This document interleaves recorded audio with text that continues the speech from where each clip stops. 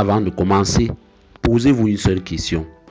Où en serait le Mali aujourd'hui sans ses soldats? Sans ceux qui veillent de jour comme de nuit pour préserver chaque village, chaque route, chaque vie. Bienvenue sur Tempête de l'info, la chaîne qui donne la parole à l'Afrique qui se bat, l'Afrique qui résiste. Si vous croyez en la souveraineté, en la justice et en un avenir meilleur pour le Mali, abonnez-vous dès maintenant et activez la cloche. Aujourd'hui, on plonge dans une réalité souvent ignorée par les grands médias. Les efforts titanesques des forces armées maliennes pour défendre la nation face aux groupes terroristes. Ce que vous allez entendre va changer votre perception. Le Mali fait face à une guerre asymétrique. Ce n'est pas une guerre classique avec des fronts fixes et des armées visibles.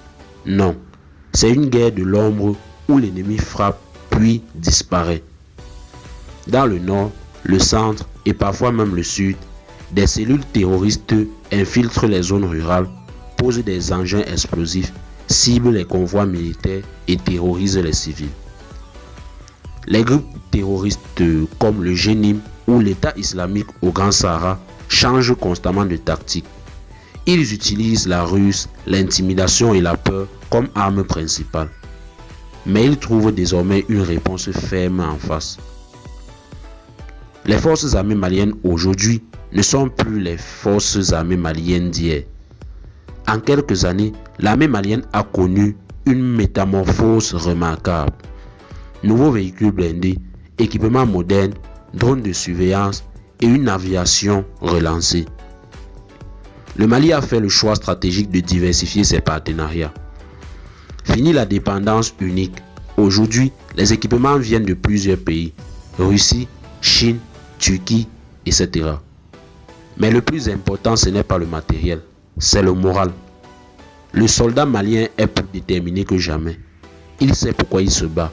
Pour la patrie, pour sa famille, pour l'avenir de ses enfants. De nombreuses opérations ont marqué les dernières années.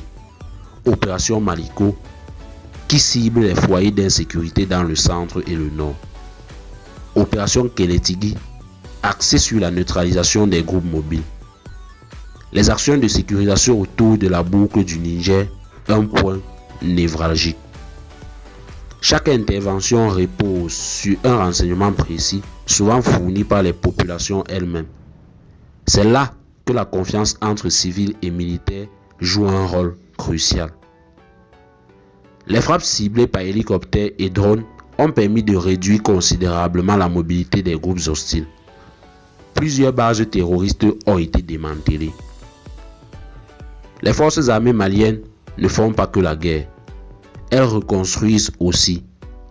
Dans les zones libérées, les militaires distribuent des vivres, soignent les blessés, réinstallent l'administration et protègent les écoles. C'est la stratégie dite de stabilisation. Après chaque avancée militaire, on restaure les services de base. L'objectif, éviter que le vide ne soit repris par les groupes terroristes.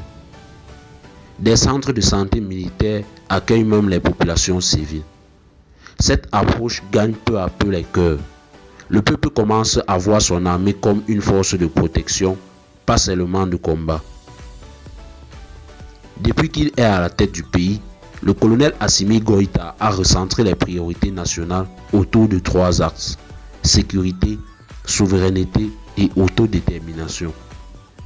Il a renforcé le budget de la défense, soutenu les familles de soldats tombés au front et impulsé une diplomatie militaire plus autonome. Son discours est clair: plus jamais un centimètre du territoire malien ne sera livré à l'insécurité. C'est dans cette logique qu'il suit de très près les opérations militaires en cours. Malgré les progrès, le combat est loin d'être fini.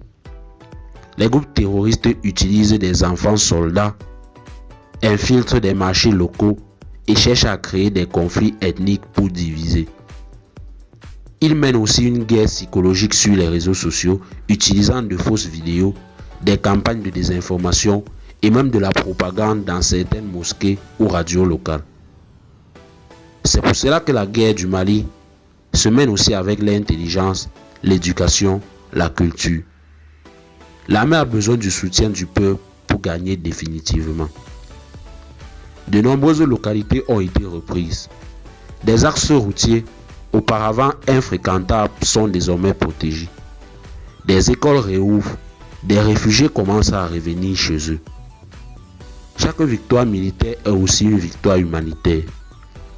Chaque poste reconstruit, chaque patrouille réussie, chaque vie sauvée, c'est un pas vers un Mali debout, fier et uni. L'avenir n'est pas écrit, mais il s'annonce plein de promesses si la mobilisation continue. Si vous avez regardé cette vidéo jusqu'ici, c'est que vous êtes conscient du combat et vous pouvez agir. Likez cette vidéo, commentez avec fierté, je soutiens les femmes et surtout, abonnez-vous à Tempête de l'info pour faire entendre la voix du Mali réel. Partagez cette vidéo partout, Facebook, WhatsApp, TikTok, parce que le combat pour la vérité se mène aussi sur les réseaux. Force aux forces armées maliennes, force au Mali et à très bientôt pour une nouvelle tempête d'informations.